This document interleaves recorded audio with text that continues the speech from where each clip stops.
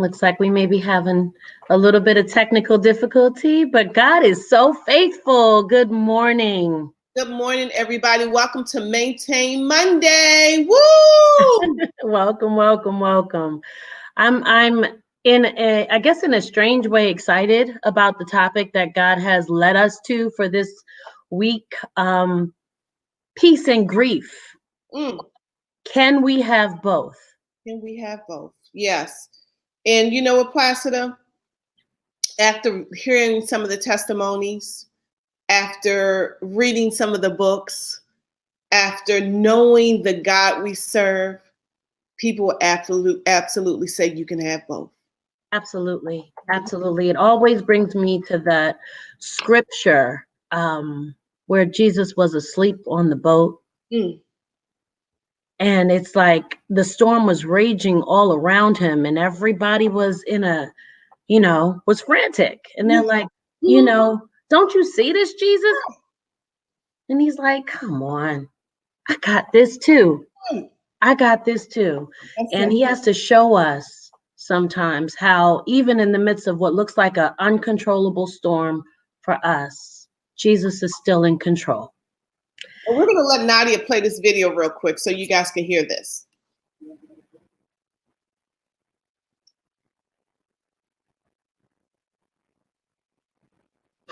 Or maybe that was your comment. Yes.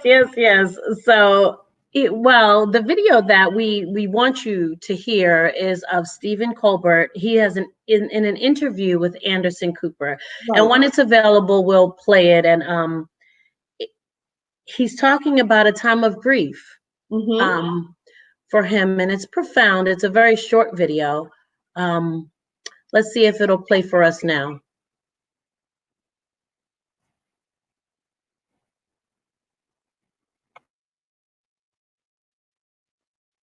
Staying connected is now more important than ever, and 5G strengthens those connections.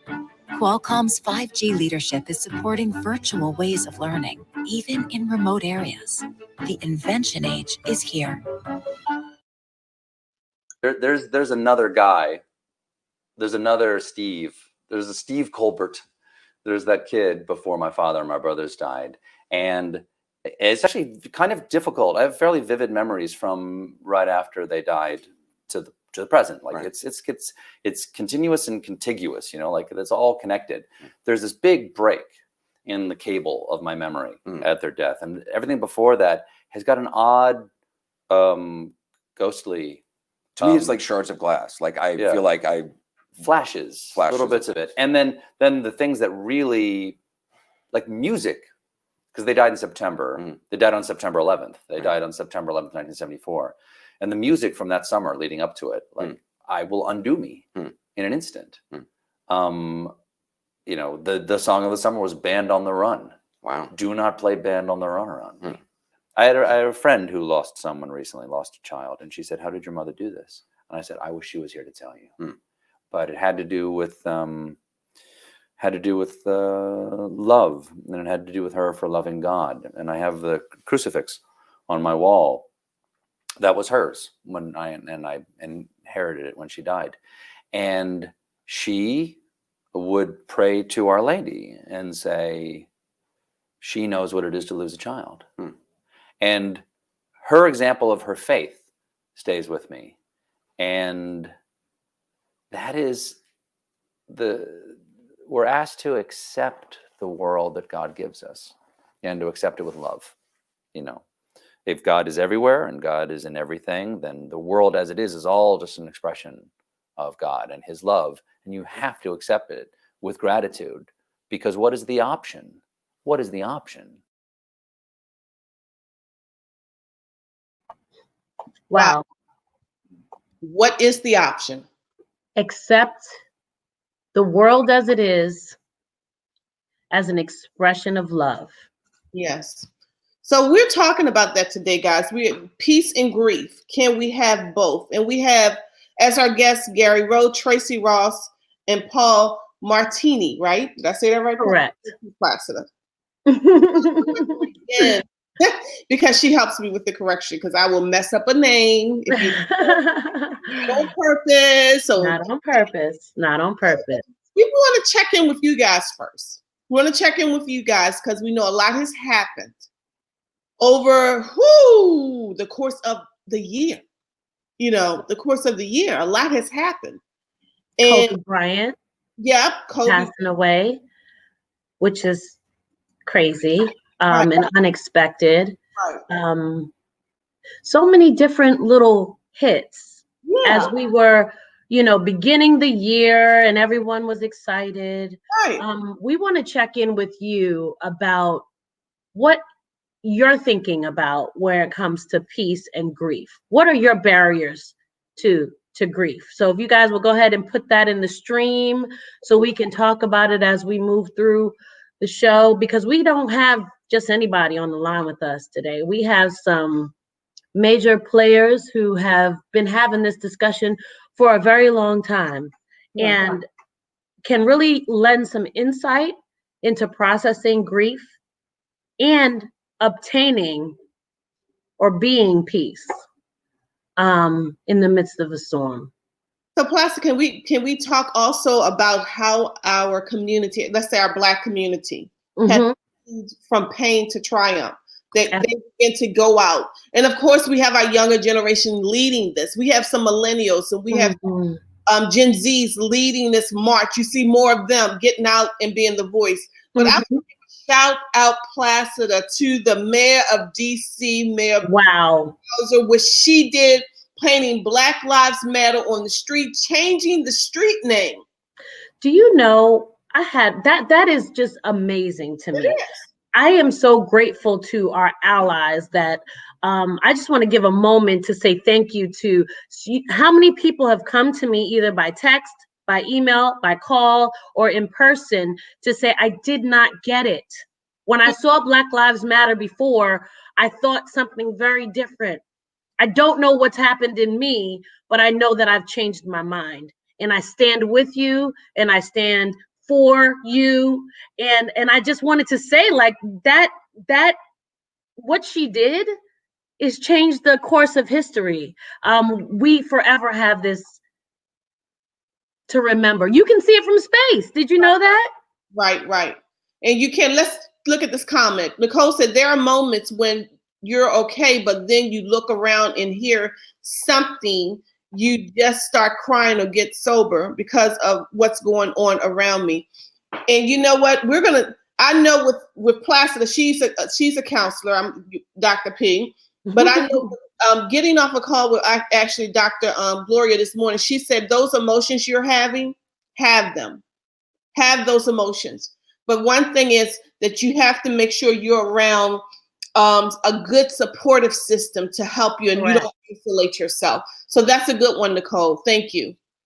Thank you so much. So what we have, also, let's talk about this, Placida. I don't know if you got a chance to go on Facebook and see the protests about at Vince Crab House. Yeah, I did.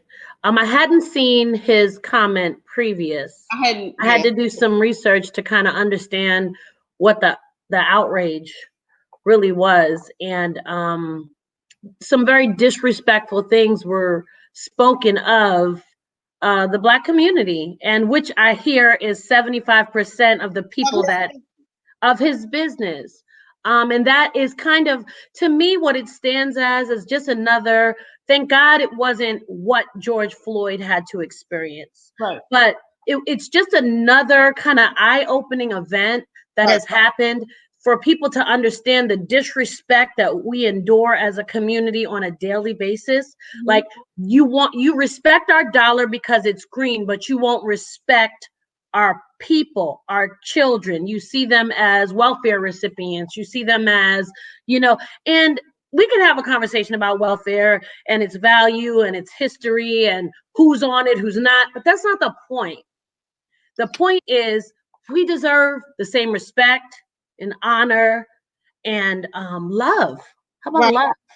That any other community also deserves. Also deserves. So what I can say is the protest got a little out of hand. It definitely did. Got out of hand, but again, I want you guys to utilize these resources. Of course, we know Dr. King's daughter, Bernice King. She is doing a virtual protest every day for the last 7 days online. And she wants you to go to the website, kingcenter.org. Not only do she give you great ways to protest, but how to protest the correct way. There's a correct way to protest, because yes, we want to get our point across, but we also want meaning behind our protest. So go to kingcenter.org. And again, she's having an online virtual protest. I think we're in the 4th or 5th day, in which she's bringing people on to talk about this, the issues at hand. So, but there's a correct way to protest. You want to get your voice out heard. You want people to understand what you're going through, but there's a correct way. And let's make sure that we use those methods in which her father, he stood for peaceful protest. So let's do that. Yes, you say I'm not okay. And you can say we are not okay, and that's fine.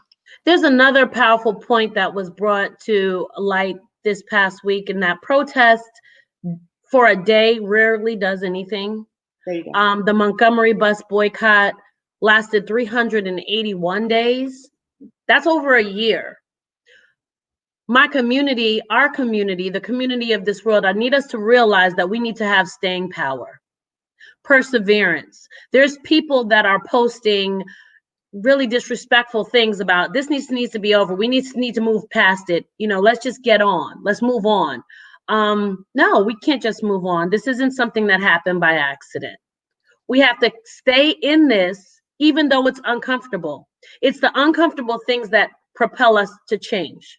Mm-hmm. So I'm asking that, we are asking that our allies stay in this with us and don't get tired until we see the change that all of us really want to happen. There are very few people, let's just be honest, that think that there's racists out there, people that are stuck on being in bondage in that way. But most of us want the change that we want to see, and we have to stay in this and do this correctly, as Cassandra has already mentioned. So so let's invite some folks into the conversation. How about that? Oh, that will be great. So let us read this also, Placida, Matthew 18:19. Mm-hmm. I also tell you this: if two of you agree here on earth concerning anything you ask, my Father in heaven will do it for you. He will do it for you. And what about Isaiah 26:3? You will keep him in perfect peace, whose mind is stayed on you because he trusts in you. Yes. In perfect peace. That is a promise from our Father. Let's hold on to that.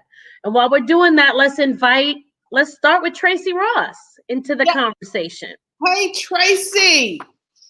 Hello. Welcome, Tracy. Welcome, Tracy Ross. Tracy Ross is the president of Bridge of Support, Inc., a Maryland 501c3 nonprofit organization established in 2017 to provide support, hope, and safety to parents who have experienced the death of a child at any age or stage in life. As president of Bridge of Support, Tracy, with the help of her dynamic team, is responsible for overseeing Bridge of Support's day-to-day operations, which includes implementing the organization's vision, mission, and goals, leading the organization's monthly support group meetings, representing the organization in meetings with other agencies, sponsors, and vendors, spearheading the organization fundraising efforts, and managing the organization's overall business and affairs. Tracy has served in the past as a public speaking consultant with the Y of Central Maryland, Inc., where she was involved in various speaking engagements on behalf of the organization to assist in its annual fundraising campaigns. Tracy also has over 20 years of experience in various financial and accounting positions with the city of Baltimore, as well as with the private financial institutions. Tracy is a dedicated wife and mother. She is a member of Mount Pleasant Church and Ministries in Baltimore, Maryland, where she is a member of the marriage ministry and previously served as a co-laborer of the Marriage Ministry Home Builders Program, along with her husband, Tony, and her beautiful daughter, Taryn. Welcome, Tracy. Welcome, welcome, welcome, Tracy. Thank you. Thank you. Well, right along with that, I want to go ahead and introduce Gary Rowe. Tracy actually introduced me. Did she introduce you to Gary Rowe's works, Cassandra, or did you already know about Gary Rowe? I only knew it from Tracy. Yeah, so she and now we're all fans and followers of Mr. Gary Rowe. So we want to welcome him to the conversation. He is the multiple award-winning author of more than a dozen books, including Comfort for the Grieving Spouse's Heart, Comfort for the Grieving Parent's Heart, Teen Grief, and Shattered: Surviving the Loss of a Child. He has been featured on Focus on the Family, Dr. Laura, The Daily Positive, Wellness, BeliefNet, Thrive, Global, and now also Elevation Global Media Group. A trusted and compassionate voice in grief recovery, Gary currently serves as a hospice chaplain and grief counselor for Hospice Brazos Valley in Central Texas. Known for his engaging style and sense of humor, he is also a popular speaker at a wide variety of venues. Gary loves being a husband and father. He has 7 adopted children, including 3 daughters from Colombia. He enjoys hockey, corny jokes, good puns, and colorful Hawaiian shirts. Gary and his wife Jen live in Texas. Welcome, welcome, welcome, Gary. Thank you. I am honored to be here. And of course, I'm wearing a Hawaiian shirt. Absolutely. Why not? Looks nice on you. And last but certainly not least, we want to welcome Paul Martini. He is the author of Access and Release God's Peace: From Chaos and Confusion to Freedom and Power. Paul Martini is the director of events and an associate evangelist with Global Awakening. He travels the world extensively, training, teaching, and imparting the gifts of the Holy Spirit. He is a 2011 graduate of the Global School of Ministry and is currently obtaining his master's degree in theology from Global Awakening Theological Seminary. He has served Randy Clark with honor and humility, traveling with him for more than 4 years. Paul is blessed with his beautiful wife, Ruth, and his 6 children. He is based at Global Awakening's headquarters in Mechanicsburg, Pennsylvania, and my husband and I are happy to call him friend. Welcome, Paul, to the show. Welcome, Paul. Welcome. Thank you so much. So you guys already know that this is a much needed conversation for what's happening in the world today. But we do want to begin this conversation off with Tracy. Tell us the story behind Bridge of Support, your nonprofit. Well, Bridge of Support was actually birthed out of the sudden passing of my son Lamont. And on Friday, June 12th, will be 10 years since Lamont passed away. And during the time of my grieving process and the intense part of the grieving process, there were a lot of questions that I had. There were a lot of feelings and emotions that were going on. My sense of identity, I felt lost.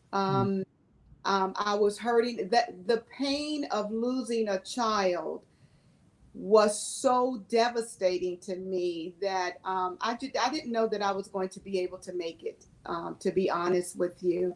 But I thank the Lord that I have a relationship with him, and that allowed me to be able to just reach into what I knew of the Lord being with me, and that he would never leave me. And so as the days and weeks and months started kind of like going on and everything, I was faced with some questions or some comments that kind of like really threw me for a loop. And actually, it was actually alluded to earlier when, with the whole riot and everything, people were telling you to kind of like, can't you just move on, And, to someone who is grieving, that is the worst thing in the world to say to them, move on. It's been 5 years now, you need to move on. So, I started feeling, and I said, how can I move on after losing a child? Now, what I've learned to do is I've learned to move forward, taking him with me, taking the love and everything that he represented in his life, and his way of doing things, and moving forward in my healing process. Because when you're going through grief, there is a healing process you have to go through.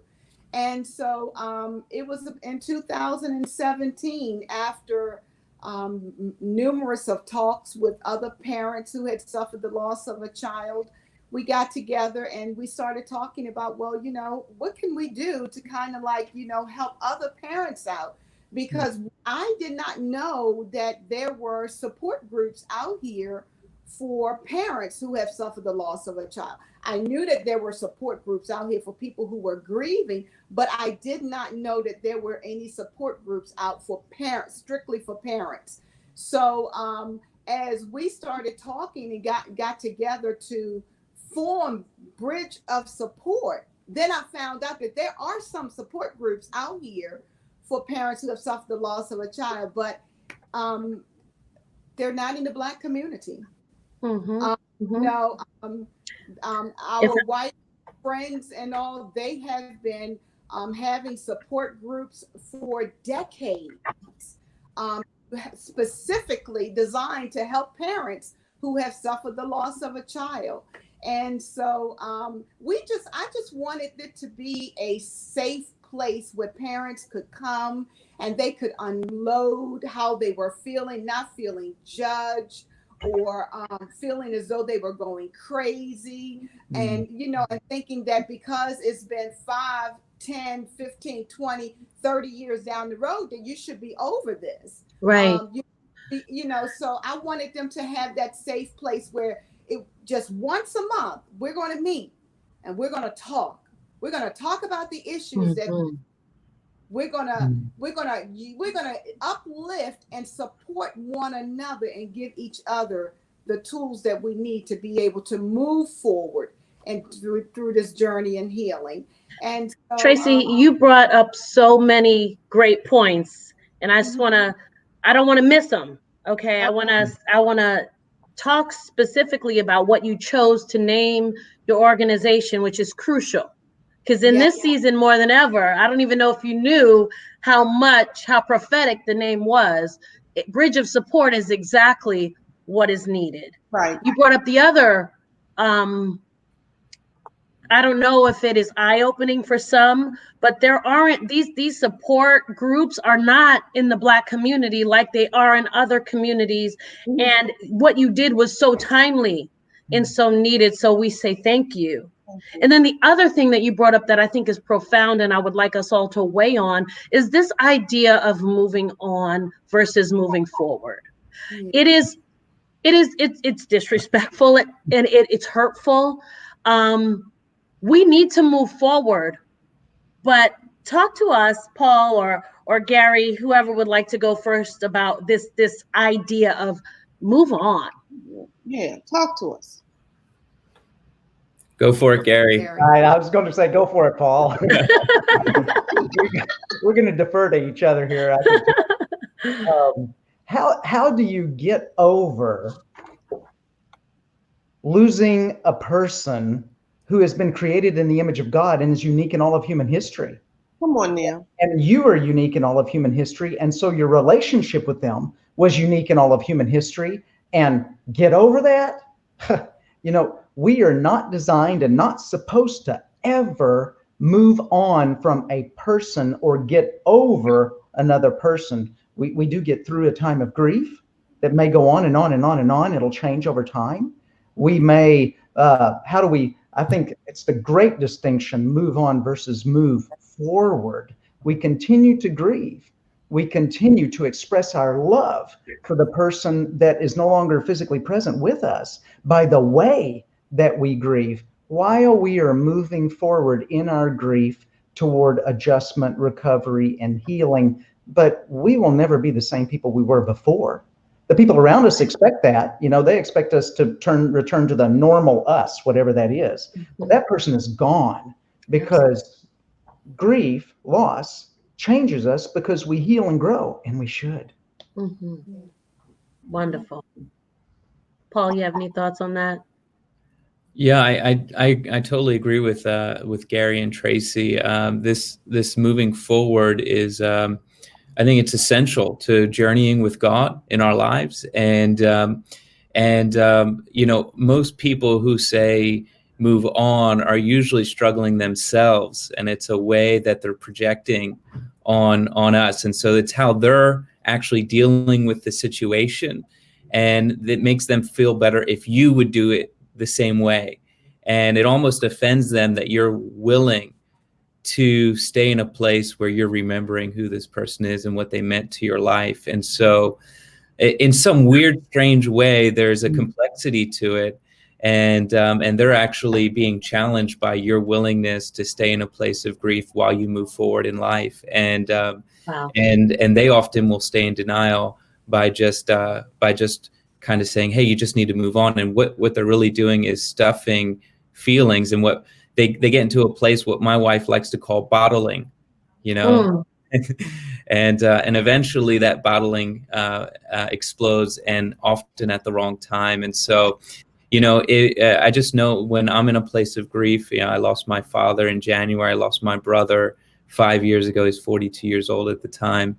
And oftentimes moving on, when people do that, it's often out of ignorance. And so I try to understand that this person doesn't really understand either where they're at, or haven't been able to identify, recognize what's going on in the whole process. And so, you know, there's a lot of forgiving that you have to do with your loved ones, and even, you know, acquaintances and strangers as you grieve, which is often hard to do as well. So, but Tracy, thank you for your ministry.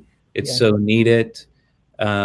It's a mission. It's a ministry of compassion, and it's so needed throughout the world in the body of Christ. So thank you so much. Yes. So Gary, if you and Paul just spoke on that very well, but a lot of people don't understand what grief is. Can you explain to us what is grief? And you already explained to us why we must let people grieve, but can you explain to us exactly what is grief? You know, Cassandra, if you look it up, you know, on Webster or something like that, that's what I do to figure out what things are. I look up Wikipedia, right? That's what everybody does, right? Right? So it will say, say that grief is a natural and healthy response to a real or perceived loss. In other words, it is the heart's response to a hit. That's what I would call it. It's the heart's response to a hit. And if we look at scripture, we can say that at least when it comes to the loss of a person or to someone that we love, grief is an expression of love, and it takes all different kinds of forms in terms of emotions, right, Tracy and Paul? I mean, it just, you know, sadness, frustration, anger, confusion, even some situational temporary depression, guilt, you know, all of those things. So fundamentally, Cassandra, I would define it as the response of a heart to a hit. Wow, that's good. The response of a heart to a hit. That's good. That's good. And when you look at it like that, I can imagine that all 5 of us would respond differently to the same hit, because you can't bottle it. You can't say this is the response you have to a hit. No, I might respond in anger. You might respond and hit back. You know, we don't know what the response is until it happens to us. So I heard Paul saying, I remember you lost your father. When I lost my father, my response was almost numbness. Like I didn't allow myself to feel. I was in my senior year of high school, 2 months before graduation, and I was numb for about a year. Wow. For about a year. And I was by myself in my dorm room in college when I finally felt the loss, I would say. And that thing comes back. I love what Stephen Colbert said. Music can trigger you. Trigger point. You don't even know it's coming. Mm-hmm. And it just comes and it's like, wait a minute, what is this? So thank you for that, Gary. That was profound. You're welcome. Can I ask one more question? Because, I began to feel pain as you were talking. Just this year, we lost my niece suddenly. We don't think it was COVID. We just think she had maybe had an asthma attack. Where her mom, my sister, is really going through a tough time. And just to try to get, and she's in a place where she's angry with God. We believe she's upset because she keeps saying, "God, why did you allow this to happen?" Yeah. And I need you to counsel me right now so I can counsel the other family members. How should we be responding to her? Boy, there are no difficult questions here today, are there?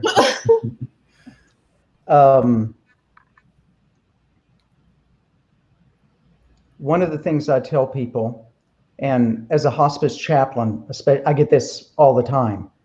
People angry with God about a diagnosis, family members angry with God afterwards.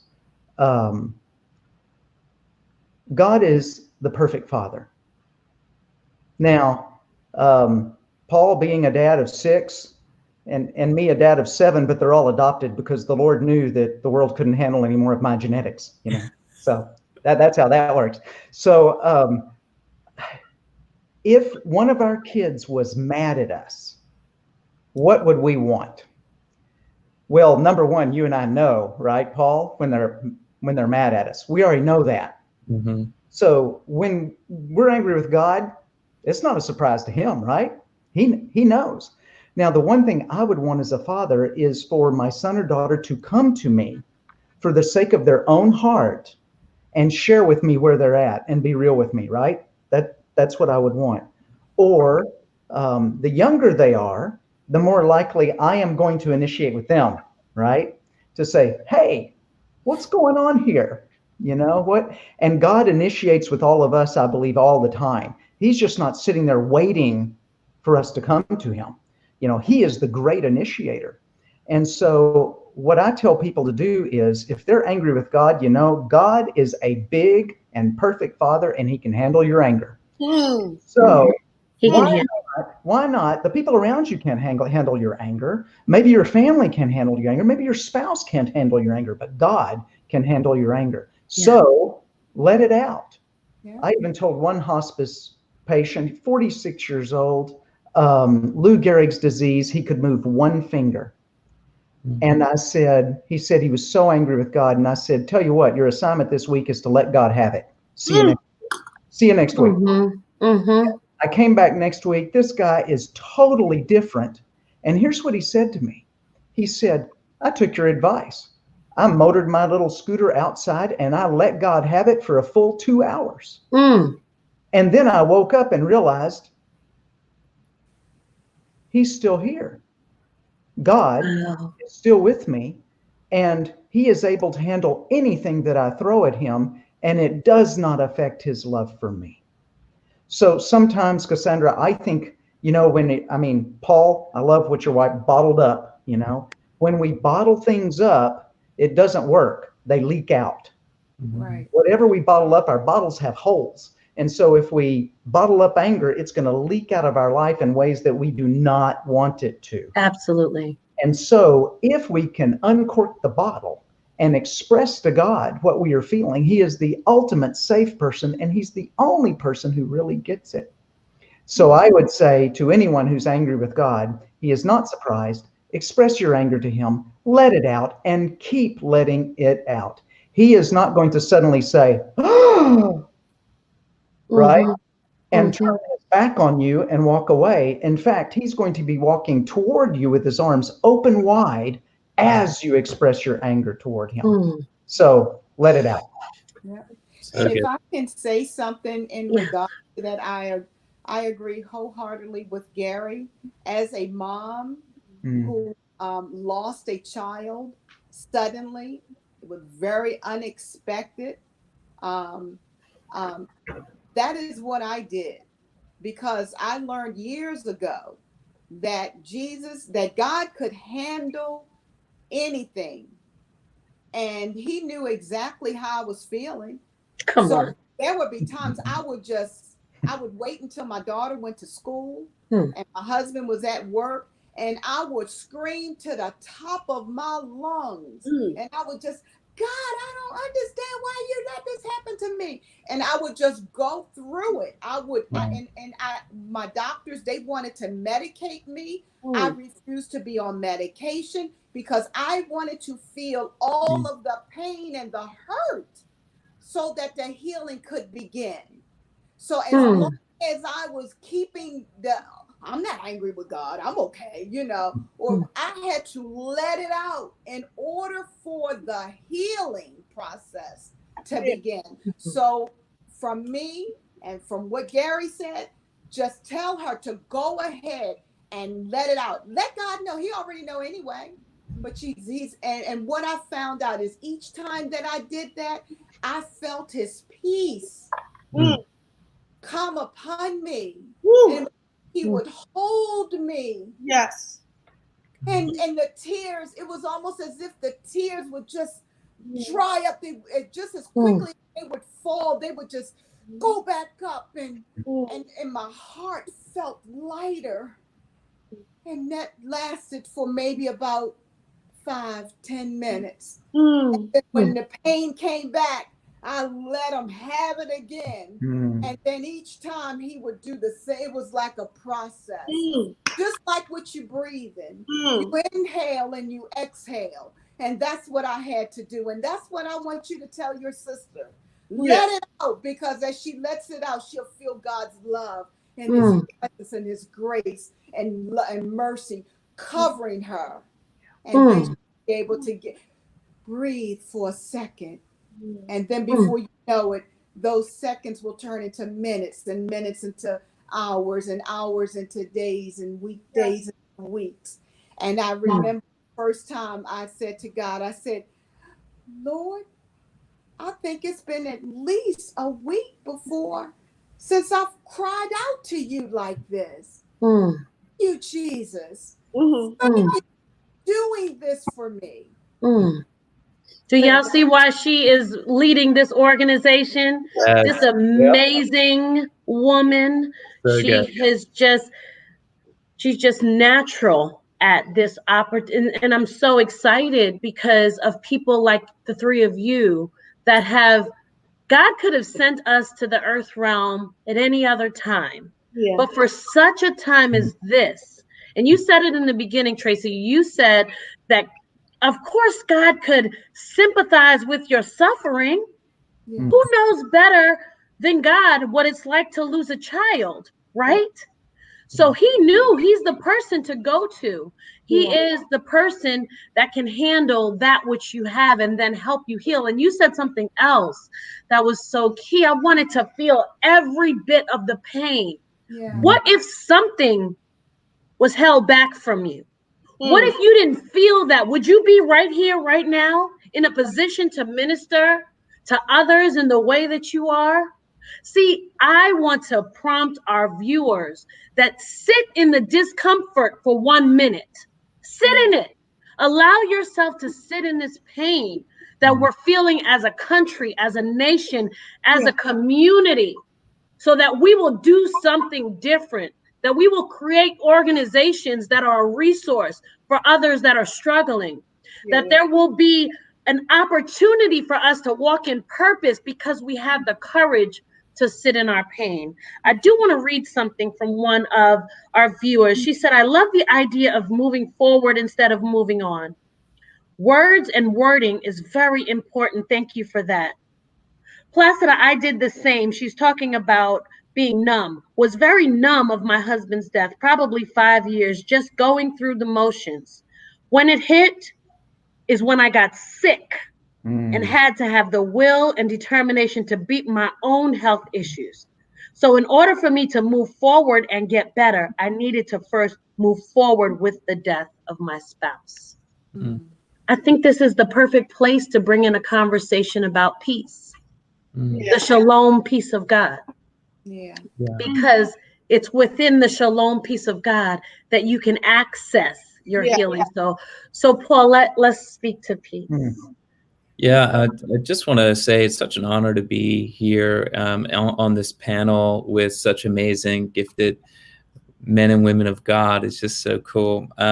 Cassandra, I just want to just even say to your sister, oftentimes people, are mad at God or ask why would God let this happen?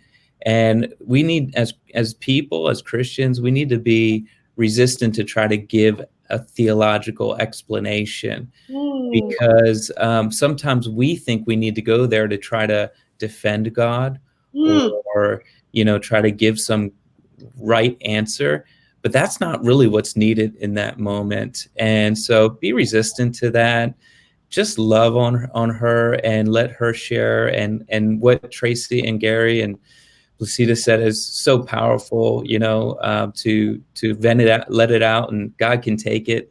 I do agree with that, but the only thing I would add is be weary of trying to give some sort of theological disposition, because it doesn't help. So, so it's good. But I think a lot of times people try to juxtapose grief and peace, thinking that if you have, it is possible to have grief without peace, but I would just submit to you that it's also possible to have peace while going through a time of grief. And there's different aspects of peace. The word has evolved over time to mean so much in the Hebrew language. It actually, to oversimplify, it means nothing missing, nothing broken, total wholeness. But yet peace has the etymology, which means the beginning of the word, was much different in the ancient Hebrew, as we've discussed before. The word shalom in the ancient Hebrew, Placida, I don't know if it's okay to go through the actual. Yes, please. So, it just blew my mind. This is nothing I've made up. Anyone could Google this and just look it up on Wikipedia, Gary, if you want to. But when I read it, it just really impacted me, because the ancient Hebrew is of shalom is actually made of 4 different letters, and in Hebrew the letters are more than just phonetic sounds. They're actual pictures, and each picture represents something. And so I'm just going to quickly go through it. The 4 letters are this. The first picture is a picture of jagged teeth, and it means to destroy. The second picture is a shepherd's hook, and it means authority. The third picture is a nail. It's a picture of a nail. It literally means to attach. And the second and the final picture is a picture of waves, and it means chaos. And in the ancient Hebrew, in the etymology of the word, when you said shalom, you were literally saying to destroy the authority attached to chaos. And what so impacted me about that was that peace was not actually just something fragile, and it wasn't a secular meaning the absence of conflict, but what it meant was that God was destroying the authority attached to the chaos. And it just blew my mind, because now in the kingdom of God, his peace is really powerful. His peace is really impactful.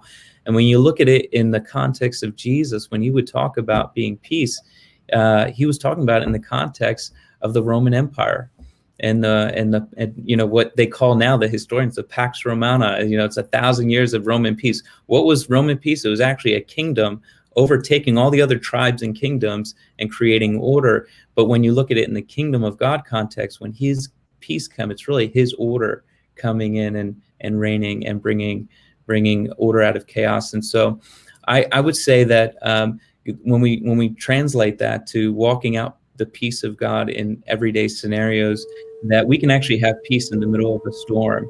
And I think sometimes we when it comes to worldly peace can often seem really elusive. But I, so often think that we'll need a position to have peace. We'll need a financial status to have peace. We'll need a certain spouse to have peace, a certain house to have peace. We put all these criteria thinking that there's an outside earthly resource that is needed to have peace. But we all really know, when we really think about it, that, it doesn't matter your position. You can be a CEO, you could be the president of any company or country or a king. Doesn't mean you're going to have peace. You could be a person of great wealth and you could not be at peace. You could be a person of great poverty and you could not be at peace. Peace is not something that's outside in terms of an earthly resource. I just want to encourage you, wherever you're at right now, that his peace is possible to receive. And Jesus, when he said in John 14:27, he's a very popular verse. He says, "My peace I give to you. My peace I leave with you. Not as the world gives do I give to you. So do not let your heart be troubled, neither let it be afraid." I can't stop but think that Jesus was talking about a heavenly peace that transfers by the Spirit of God from his life to our life. And it is powerful. And so when we understand what his peace really is, it helps us to be able to have faith to walk in it. And I could give several different more examples. I don't want to have to dominate, the conversation. So feel free, anyone, if you want to. There's no domination here. It's a beautiful flow of the Holy Spirit that has taken hold of this conversation. So we thank you for everything you just shared, and the comments are blowing up with thank you, Paul. I wanted to ask you a specific question. Going back to the definition, to destroy the authority attached to chaos. How do we do that now? The chaos that we see in this world right now, because I spent, no lie, 40 minutes after church yesterday, a man ran up to me, a man who's a brother in my community, but put something off the hook on Facebook. And he had to get me because he needed me to know that he was sorry. He needed me to know I didn't mean to offend you or hurt you by what I said. And I congratulated him. I helped him walk through the different things that he's feeling and how he thought what he said was the right thing and all of that. I get that. That was an individual conversation, but we're dealing with a global crisis right now where we're saying the wrong things. We didn't know that, so we didn't know that was offensive. You know what I mean? As a community, a global community, there is a chaos that is very real right now. Totally. And as the church, I'm not talking about a building, I'm talking about the church. Yep. We are the church. We have to rise up and destroy the authority that's attached to this chaos. How do we do that? Yeah, that's a great question. There's a difference between peacekeepers and peacemakers. And we in the natural and the secular world, we understand peacekeepers, right? Peacekeepers are not at peace ever. Peacekeepers are constantly appeasing both sides, hoping that there will be finding some middle ground, and usually not both sides want to compromise. And so some of the most anxious, full of stress people are peacekeepers. And in the scriptures, it says that the children of God are peacemakers. And so, I look at the Apostle Paul, and he talks about the armor of God, and he like gives all these amazing illustrations. And I remember as a teenager growing up in Sunday school, where they put the person with the plastic gold and silver armor on the teenager in front of the children, and they'd say, "This is the helmet of salvation." Amazing illustration: breastplate of righteousness, shield of faith, sword of the Spirit. And I used to think when they would get to the shoes of peace, it was like they didn't know what else to say, like, "Hey, you'll have peace." And I used to think it was just a coincidence, but I now that I understand what peace is, I don't think it was a coincidence. I think that the Apostle Paul purposely put the gospel of peace on the feet because it's something that moves you forward. You see, if you have a shield and you wave your sword, it doesn't really mean anything if you don't have his peace, because you're not going anywhere. And so peace really does advance the gospel, advances kingdom of God. And that's why Jesus said, he showed how the disciples had to take cities. He said, go 2 by 2, find the house of peace, and may your peace rest on that house. And if they reject you, may your peace come back to you. And it shows you that peace is something tangible and transferable. And so I want to say that first, that how do we be peacemakers? Well, it's actually resisting the temptation, oftentimes, to submit to the confrontation or the conflict in front of you. And so the world system will try to put us in a dualistic type of thinking where we either need to fight or flight, right? And so oftentimes this dualistic thinking tries to put us on a side. Because if they can put us on a side, they can categorize us, right? And so a peacemaker always looks at the third option. And Jesus illustrates this so well when he was teaching the temple, and they bring to him a woman caught in adultery, right? And they had all these people wanting him to say something so that they could stone her. Should we stone her, God? Should we stone her, Jesus? And Jesus does this thing that's so profound at the moment. He actually decides to sit and start writing in the ground. And some people theorize about what he was doing. Some say, oh, maybe he was writing the sins of everyone standing there, but ultimately we don't know. Instead, he comes out with this profound response. He says, he who's without sin, throw the first stone. And so when we decide to accept the fear in front of us, it blinds us from the God options that are available. Jesus.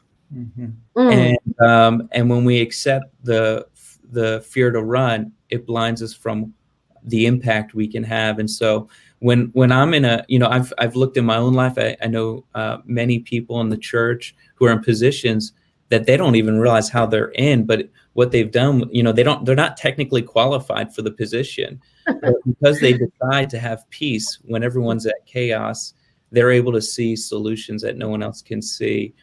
And I just think in this moment of society, I'm not saying we should be quiet. I'm not saying we should be inactive. All I'm saying, when we walk and we retain the anointing of peace, we're able to release what we have. And so I love the example of this. If I had an orange and I squeezed it into a glass and apple juice came out, we would all find that odd. We would all say something's wrong with it. We would say, there's too much GMOs in it or something, right? I'm not gonna think that. And the reality is that what's inside an orange should be orange juice. And oftentimes when we're filled with anxiety, worry, stress, and doubt as Christians, when the pressures of this world, when the attacks of the enemy come upon us, and fear, worry, stress, anxiety come out of us, we should find that odd. Because when you have the peace of God, when you have the joy of the Lord, when you have the love of God, when those pressures come upon you, the more joy should come out of you, the more peace that should come out of you, more the love that should come out of you. So in these times, I think it's really important to do that. And I'll tell you one story that I think helps. And it's an embarrassing story, but I'm going to do it for the sake of the discussion. I'm an Italian American. My parents loved cooking tons of food, and a lot of different cultures are very similar, different families very similar. And my parents had famous meatball recipe, and they were known for making meatballs, and they would actually make them for like weddings and stuff, even though they weren't caterers. It's hundreds of meatballs. And my family moved out of Philly to the suburbs, and I went to school, and in school I met a few friends, and after a few weeks they pulled me to the side and said, "Hey, Paul, can we ask you something?" I said, "Sure, what?"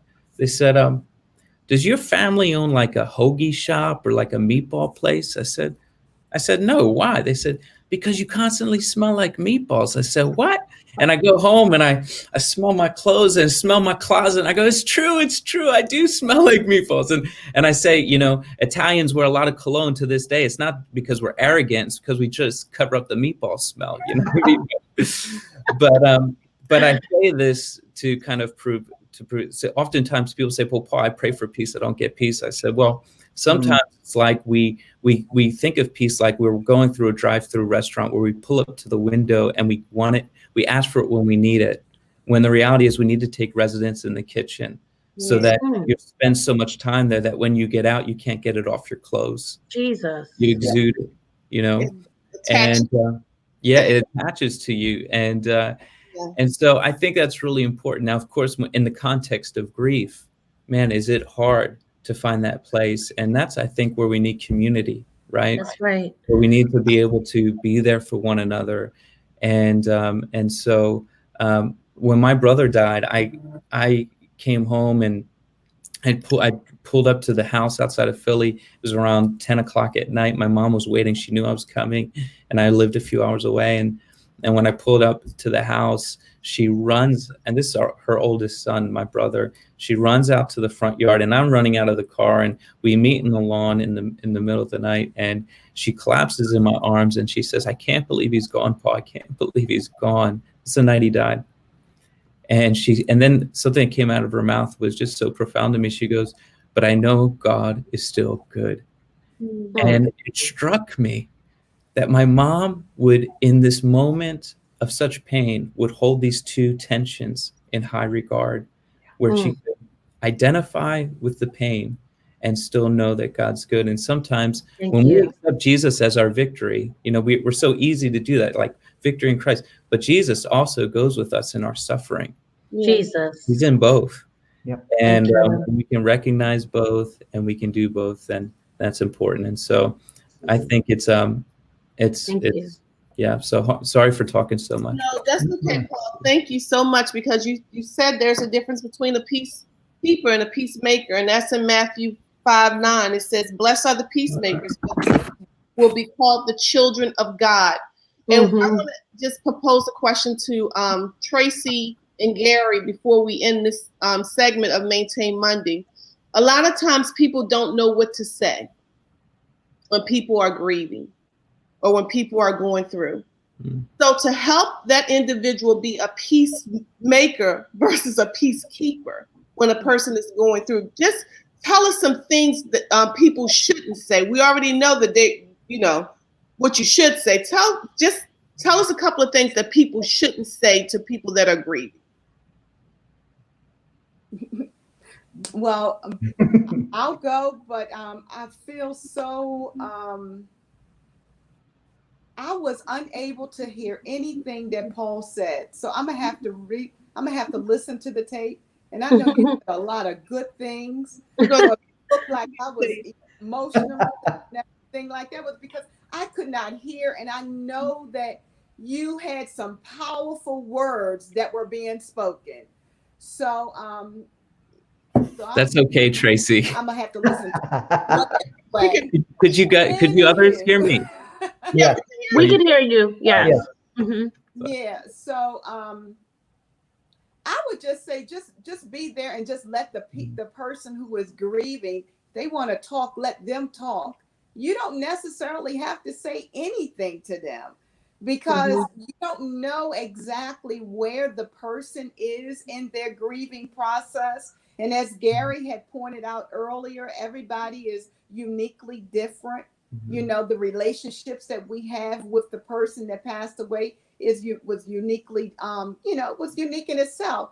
So you whatever you say, it may be the wrong thing, but the one thing that I always wanted in my initial grieving process is somebody that would just let me go ahead and talk about my son and not cut me off. That's what I mean, if I wanted to talk, and the Lord did bless me with some people that would just let me just talk, just say Lamont's name, because my mind and my heart needed to come together and sync with what had taken place in my life. And the more I talked about him, it helped me. So I would just say, just learn to be a good listener. I'm going to sure that Gary has a lot of wonderful do's and don'ts of what to say and what not to say. But for me, just allow the grieving person to talk. Let them get it out.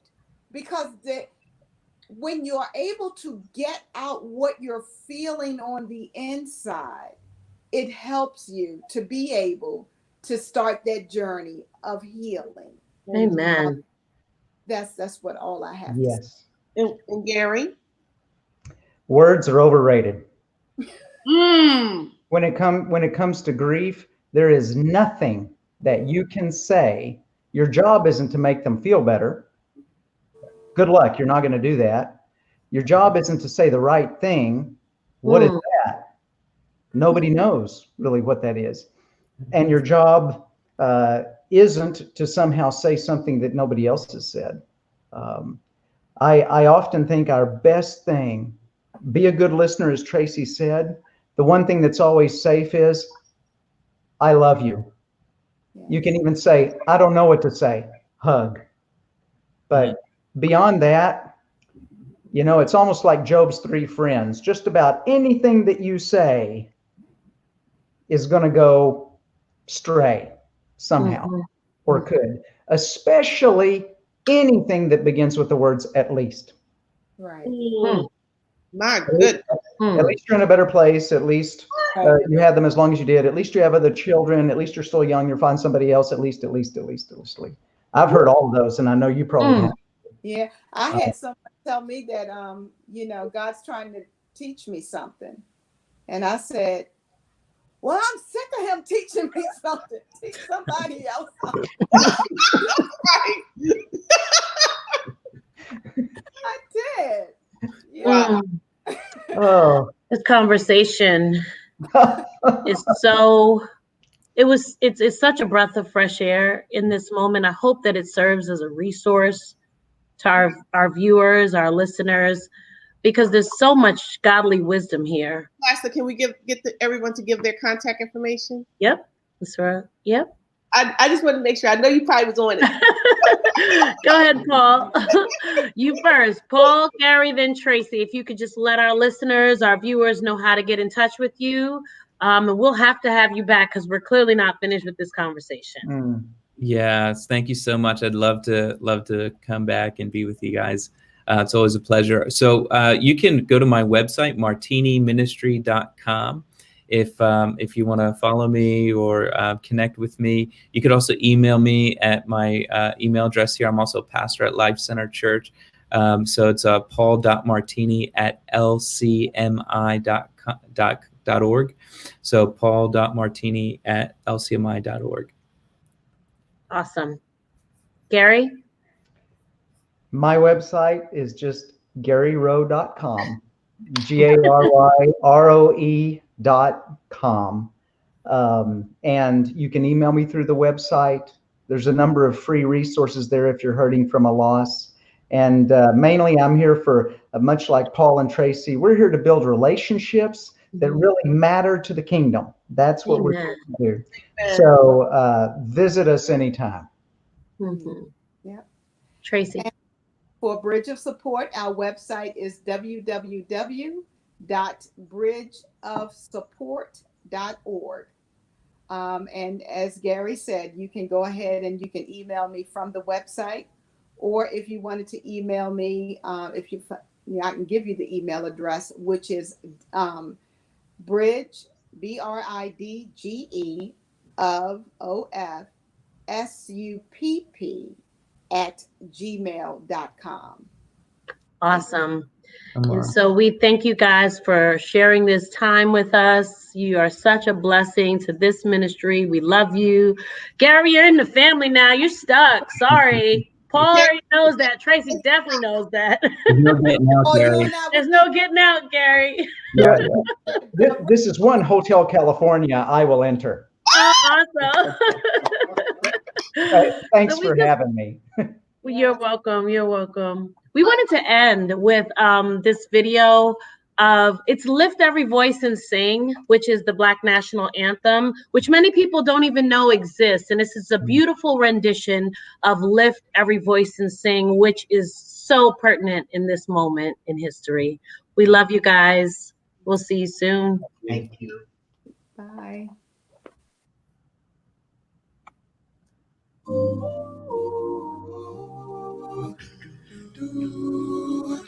Lift every voice and sing to earth, heaven, ring, ring with the harmonies of liberty. Let our are rejoicing, rise high as the listening skies resound out of the rolling sea. Sing a song full of the faith that the dark past has taught us. Sing a song full of the hope that the present has brought us. Facing the rising sun of our new day begun. March on till victory is won. Stony the road we trod, turn the chastening rod, felt in the days when hope unborn has died, yet with a steady beat and not our weary feet come to the place from which our fathers sighed. We have come over a way that with tears have been watered. We have come treading our path through the blood of the slaughter, out from the gloomy past till now we stand at last, where last likely our star is cast.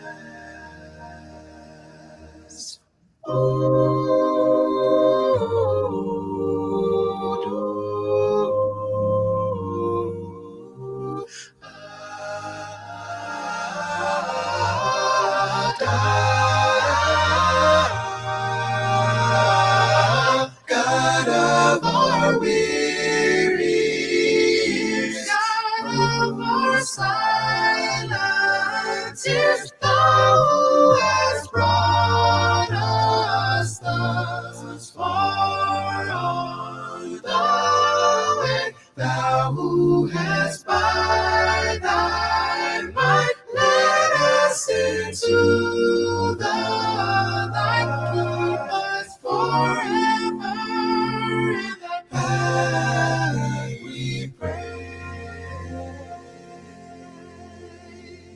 Lest our feet stray from the places, our God, where we met thee, lest our hearts, drunk of the wine of the world, we forget